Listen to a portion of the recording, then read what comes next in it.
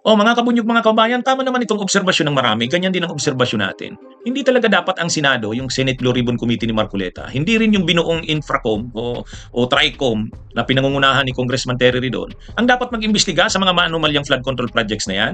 Sila nga yung involved dyan eh. Kanino bang mga prinopose na projects yung mga controversial na yan na mga maanumalyang flood control projects?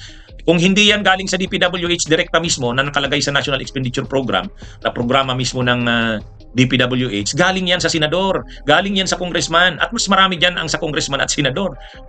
Ngayon, maanumalya ang lahat ng yan. Willing ba silang imbestigahan ang kapwa nila, yung mga kasamahan nila? Hindi.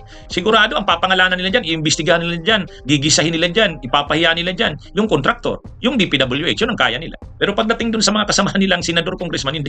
Wala silang papangalanan dyan, so wala ring silbihan. Mas maganda, independent commission, independent body. Yun. Dapat na magbuo ng independent commission or body si PBBM para maging kapanipaniwala at totoo.